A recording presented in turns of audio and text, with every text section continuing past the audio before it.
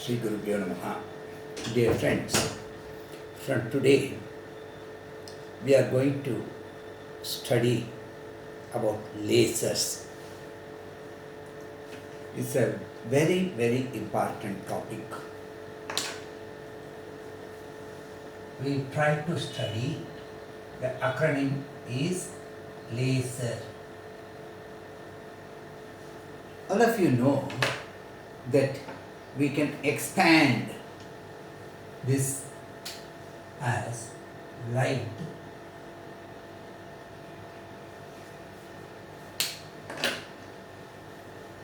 amplification,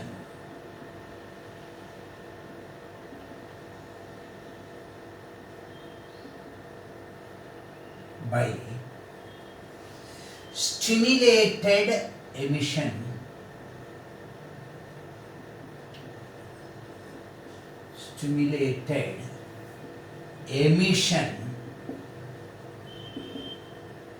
of radiation. It's an acronym like radar, radio direction and ranging. Here we have got light amplification by stimulated emission of radiation. We should try to remember that light is a form of energy. In the hierarchy, we have told you that from mechanical energy and sound, the next form is thermal energy. Then the higher form is light energy. After that, we have got electromagnetic energy. Nowadays, the modern concept says that light is that which constitutes a part of the visible light portion is branch of electromagnetic waves.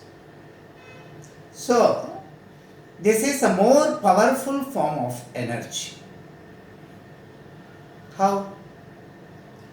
You see, when that is in a spread nature, that energy intensity is not that much harnessed, or we are not in a position to know the power. A very basic simple example that's always prevailing even in high school level is that the ordinary light from sun, when it comes like that and all, when you get some paper or dust material, it is just eliminating it. But when you converge this light B into a point, then we find that this catches fire. The light is capable of igniting. It is capable of producing the fire even just by converging this through a lens. This was noticed. Later, this process was studied in detail in 1954. In 1954, Charles, we say, Townes. Some Tamil medium students used to say Townes. Charles Townes in 1954 introduced this concept of laser, light amplification by stimulated emission of radiation. In detail, we are going to study this thing. 1960, two types of lasers were discovered by instrument. One is called the ruby laser, about which we are going to discuss in detail. Another thing is called helium neon gas laser.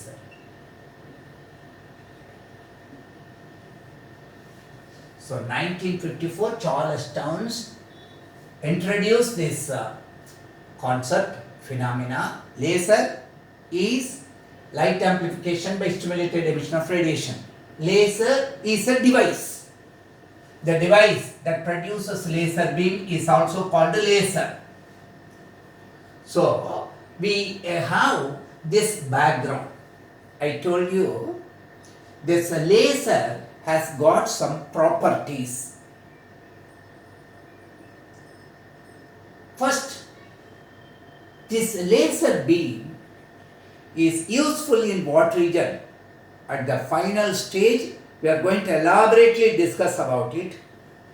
But I would like to list certain regions in which this laser is prominently used nowadays. Telecommunications, nuclear reactions, wide variety, biology. In biology, laser is used. In meteorology, to have the wider scope, I am trying to provide these things. Meteorology. And then electronic circuitry.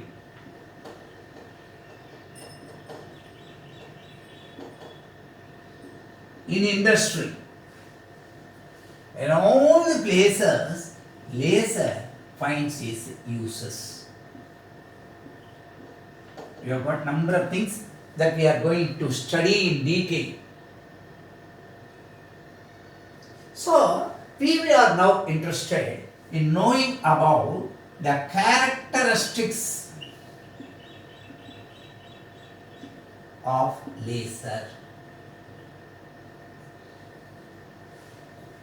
What do you mean by that? We talk about the properties.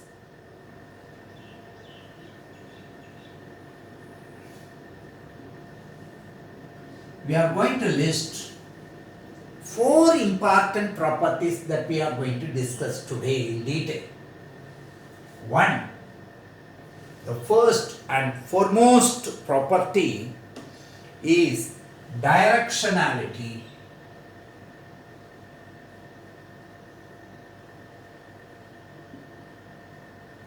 This is absolutely important. The second property that we are going to study about this is high intensity. The first one is directionality. The second one is high intensity. Then we are going to talk about monochromosity. Extraordinary.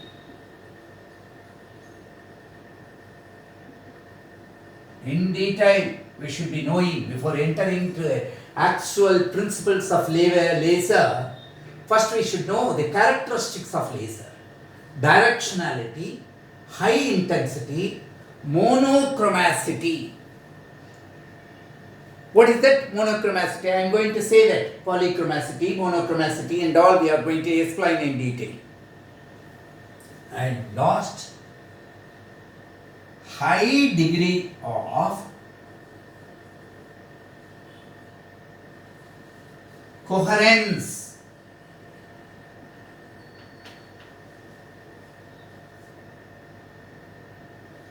Laser has got 4 important vital characteristics. Remember, one is directionality. The theoretical aspect we have to study in detail. High intensity, monochromosity, extremely monochrome in nature. Normally, we say mercury vapor lamp gives us green light. Sodium vapor lamp gives yellow lines. That in laboratory, general purpose, we say monochromatic lights. It's not so. They are ordinary lights. Laser is highly monochromatic. What is chrome? Color. Wavelength. So, highly monochromatic. High degree of coherence. Heritage from the same source. In the process of constructive interference to take place, we want coherent beams derived from the same source. These are all atomic excitation we are going to see, and therefore these laser beam will be highly coherent.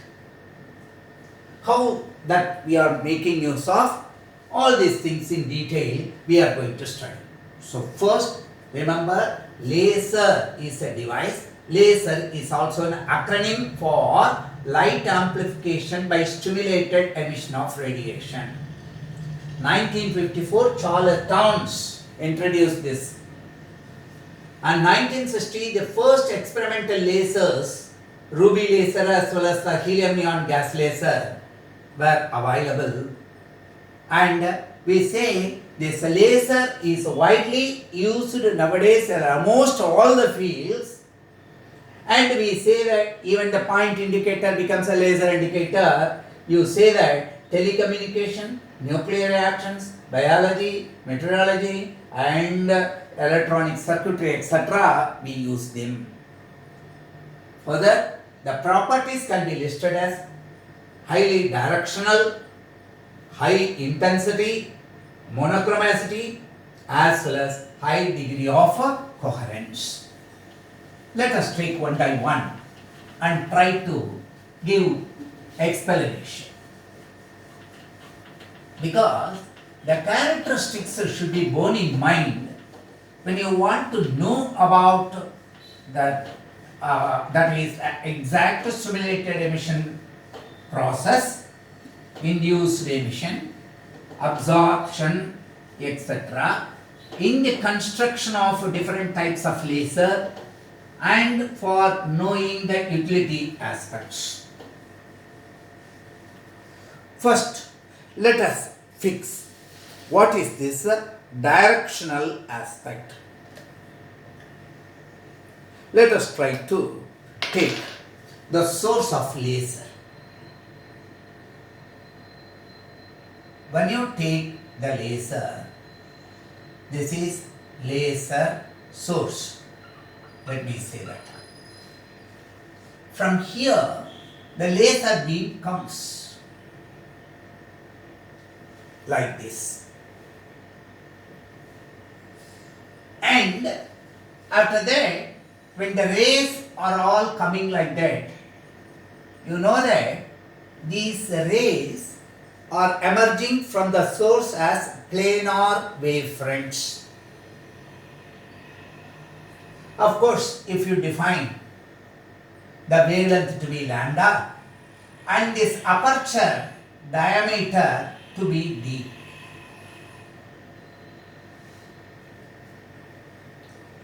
then in what way they are trying to deviate per meter. If you want to calculate d theta, let me take this angular dispersion due to diffraction, how they are making it. And when you take this length d square by lambda, this planar wavelength up to this level, then from here to this 1 meter interval I am taking. Let us define that and let us try to establish. In what way we are trying to make that?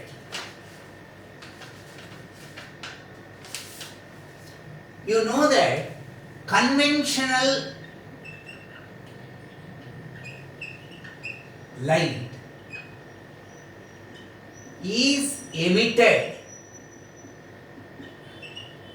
in all directions.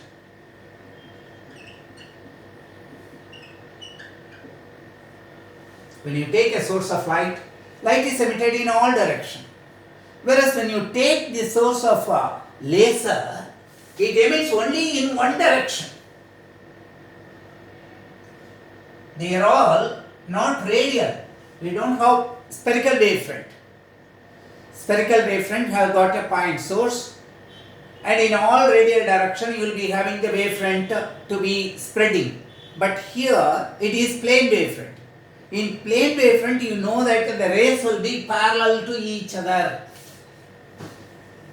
So the first point that we remember here, laser emits only in one direction.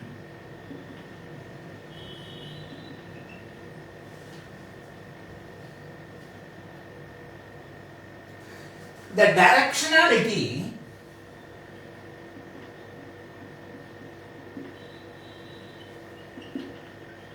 can be expressed in terms of full angle beam divergence.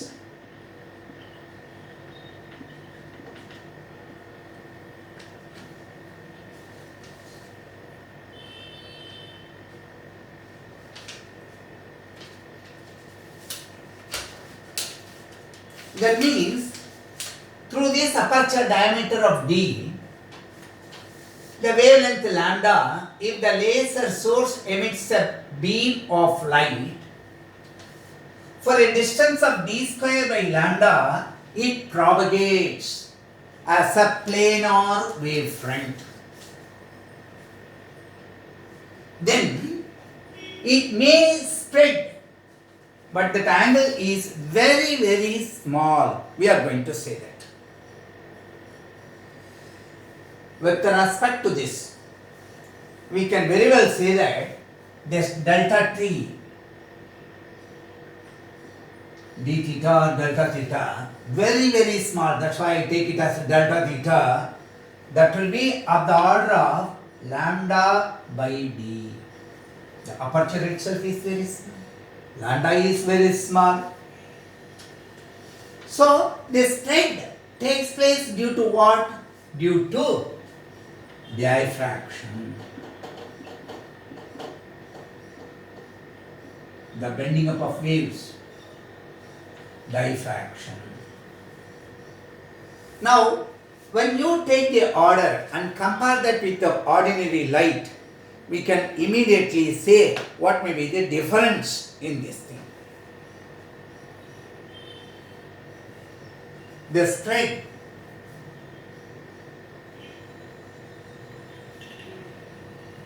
is less than 0.01 millimeter for every meter. Such a small deviation. That means more or less it moves only in that straight path. Whereas for ordinary light,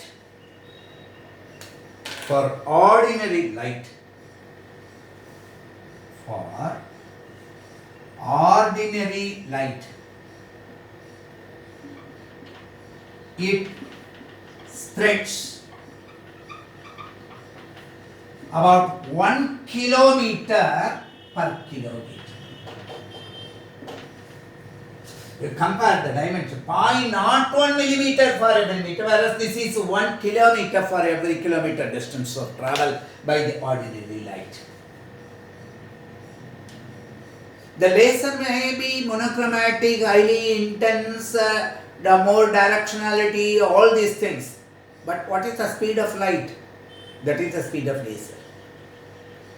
Don't think that laser beams are moving much faster. No, the light beam as well as laser beam, both of them are going to travel with the same velocity. So, the first part that we are trying to take, directionality, we consider the conventional light is emitted in all directions, whereas laser emits only in one direction. The directionality can be expressed in terms of the full angle beam divergence, that is delta theta equal to lambda by d. And this is taking place due to, this type of divergence takes place due to diffraction. but the spread is very, very less, of the order of 0.01 millimeter for every meter travel above this. Whereas for the ordinary light, the spread is about 1 kilometer it is for every kilometer travel that we are having. That's why compared to ordinary light, the laser beam is highly directional. This point is very important. Keep it in mind. Now let us try to understand the next point about the energy per unit area that is getting stored in this light. That is otherwise known as intensity. We told you the second property of laser beam is it is highly intense in character. So that point, if you take intensity,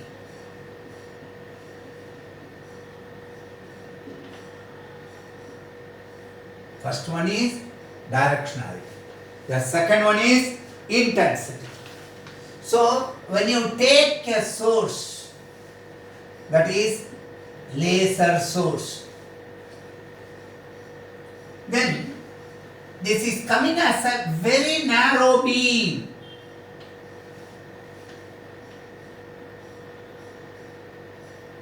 That is more important.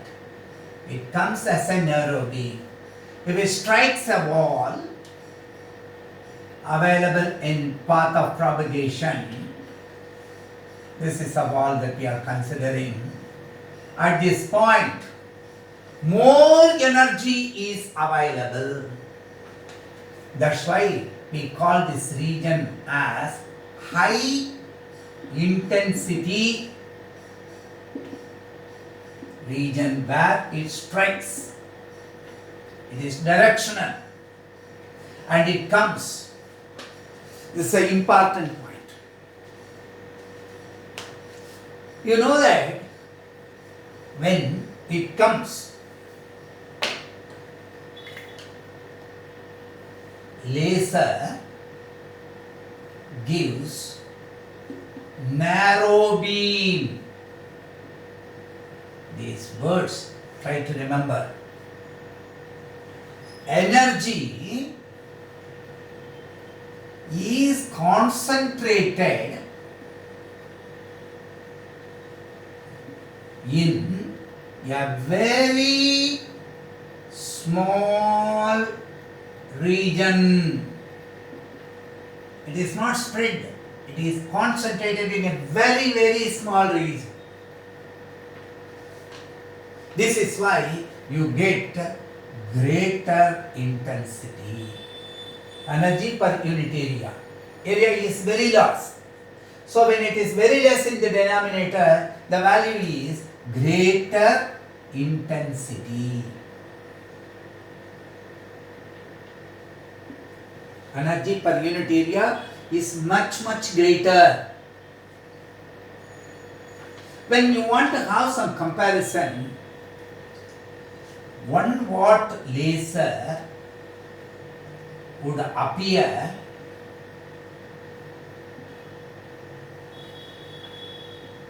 many thousand times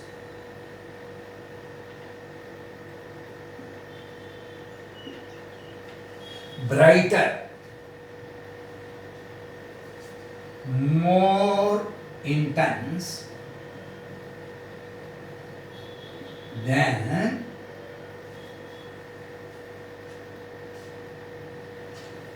100 watts of ordinary light.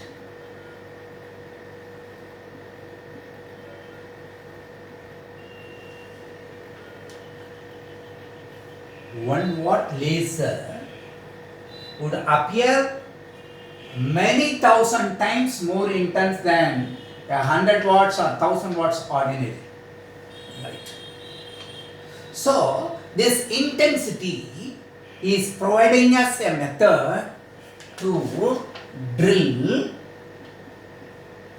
small holes in diamonds.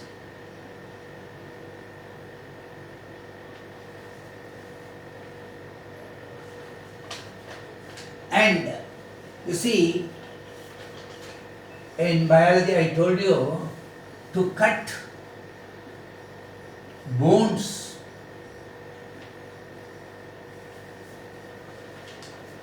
the laser is used nowadays for extracting bone marrow. So this high intensity character of laser is more useful in practical applications. Then the third property or characteristics we will be in a position to list. What is that? That is monochromatic in nature. Chromatic, color related to wavelength. A single wavelength. When you take light, it is polychromatic.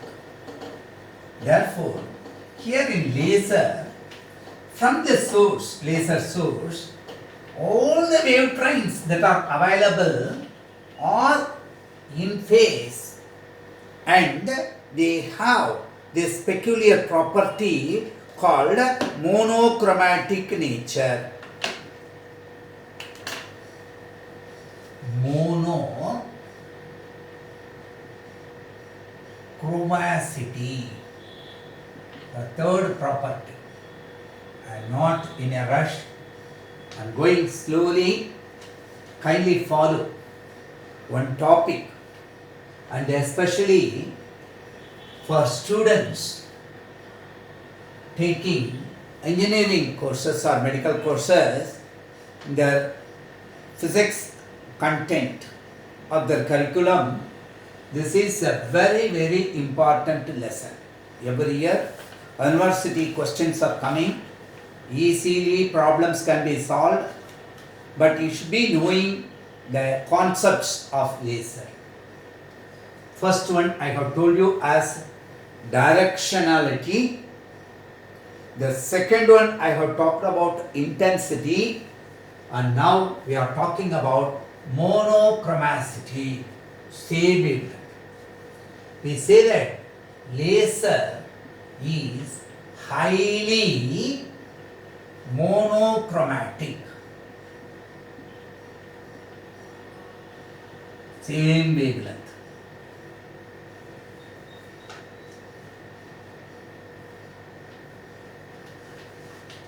What we say, the light emitted by ordinary source of light, not laser, ordinary source of light is not having perfect shape.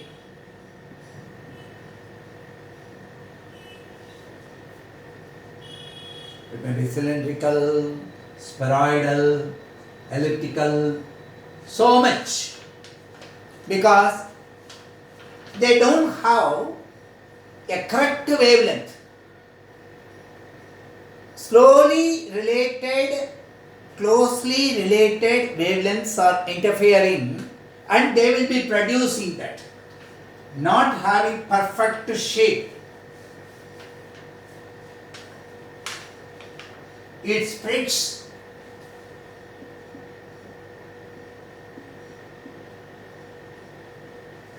over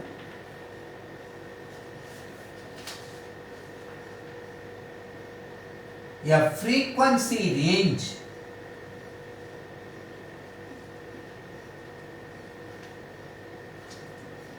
of thousands of megacycles per second frequency. the frequency spectrum, the distribution, if you see, it goes like that. But in laser, it is a very little spread. How do you visualize that, sir? Let us take frequency in the x-axis. Let us have a central frequency mu naught.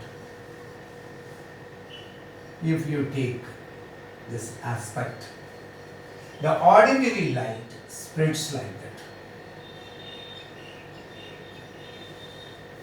Whereas in the case of laser, it is very close to this. I have exaggerated, but it is very close. Say this is for laser and this is for ordinary light.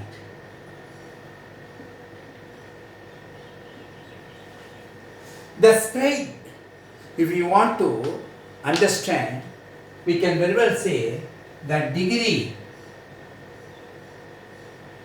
of monochromosity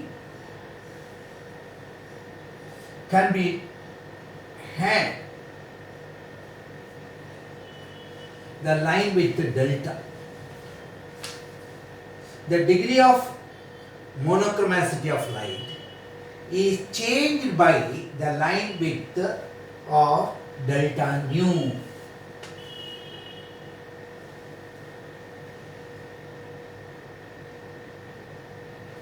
The degree of non-monochromosity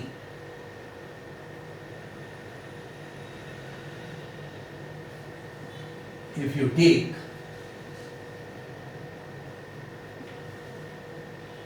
delta nu over the central frequency mu naught. For mu naught I have told you as a central frequency that we have taken. The delta nu, the spread. So we can say that for absolute monochromosity, this delta nu should be equal to 0. But it is not practical. You cannot have like that. So in a case of laser, if we take for ruby laser, this delta nu factor will be of the order of 5 into 10 power minus 4 Armstrong. So monochromosity, laser beam is highly monochromatic.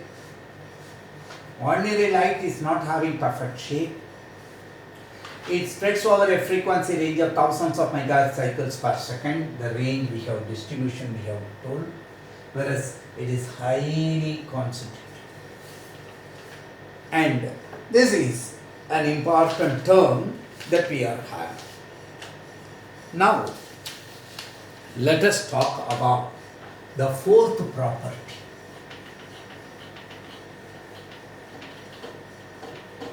The theoretical aspects, Einstein's probability function and other things, we are going to take after the initial introduction for laser with these characteristics or properties of laser.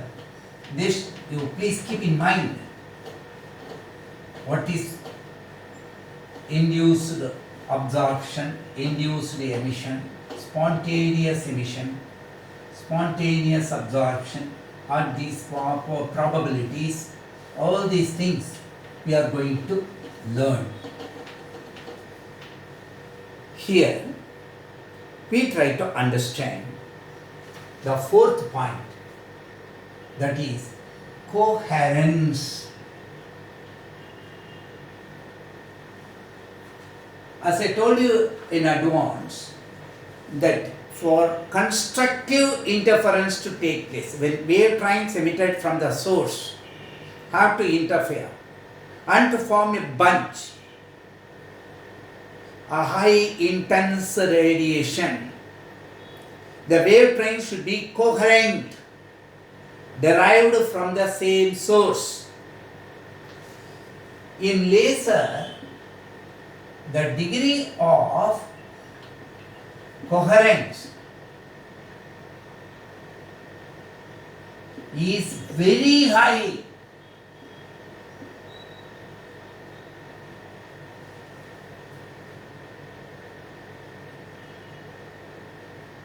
That means the coherence of laser emission results in extremely high power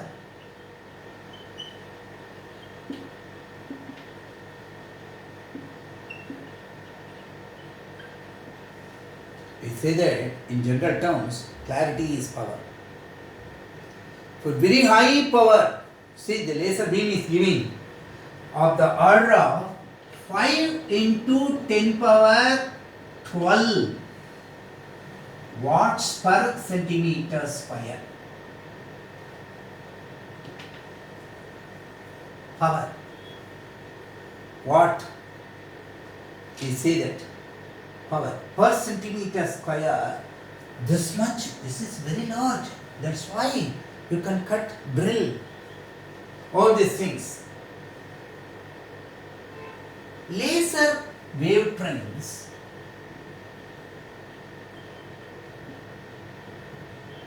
the wave trains from laser source are identical in phase. All of them, all the wave trains are in phase. So every wave train is trying to superimpose constructive wave over the other wave train.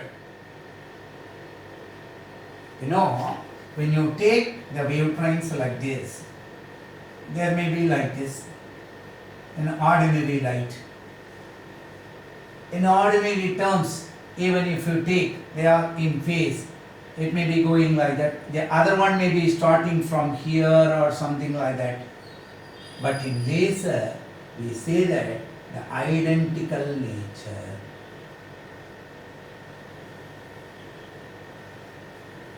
All in phase. They start exactly. So, try to remember that. The coherent waves. And we say that the direction of propagation are also the same. In ordinary light, it is not. But here, everything is fixed. So, the 4 properties I hope you are keeping in mind. Now let us just give a comparative aspect for ordinary light and laser beam. The differences between ordinary light and laser, let us try to take and let us try to know much better.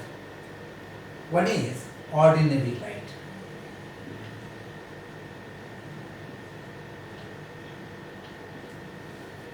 The other one we take as laser.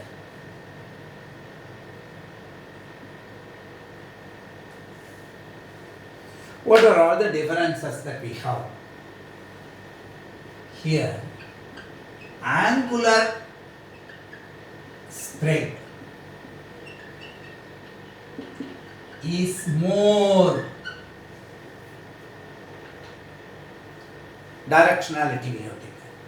We say angular spread is very less. Technically, the differences we should be in a position to know. Ordinary light, non-directional. In In all direction it is going. This is highly directional.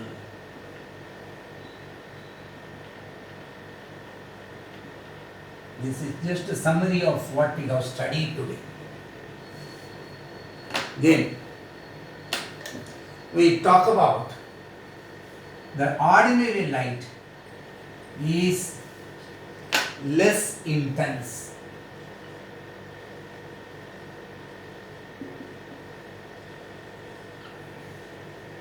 Here this is high intense beams, laser beam, high intense beam.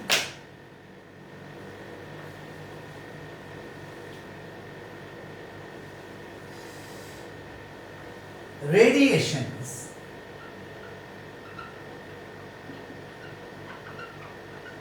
are polychromatic.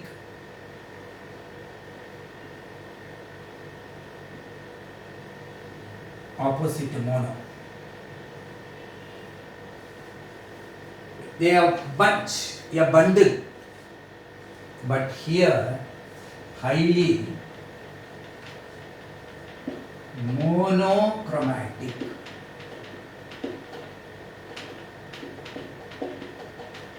After observing the class, everything should be clear in your mind. That's more important. And we say the fifth point,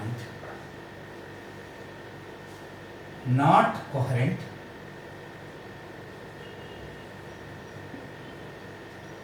not in phase. The waves are not in phase. I have drawn those wave trains. We say highly coherent.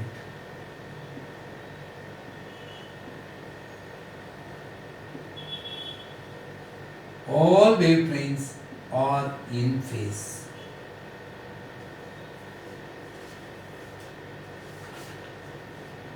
What are all the examples that you can cite for these things? You can just give like this. Sunlight is an example for ordinary light. Mercury vapor lamp.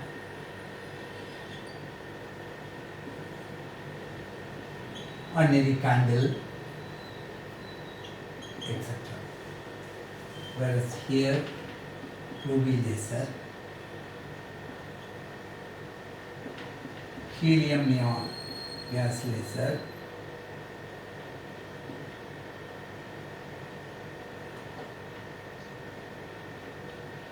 etc. The different types of semiconductor lasers, etc. we are going to take. Even you can quote carbon dioxide laser. So here we are trying to identify these aspects, how ordinary light differs from laser light. So laser, the light amplification by stimulated emission of radiation. This is an acronym. This is also the name of the device that produces laser light. Charles Tavons in 1954 introduced this phenomena, and we have got different aspects, especially the characteristics or the properties of laser today we have taken. Tomorrow will be more theoretical. Today as introduction we have taken this thing. So we told you directionality, high intensity, monochromacity, extraordinarily high monochromacity, high degree of coherence. Hope these properties are clear for you. Let us try to study more in the next class. Thank you.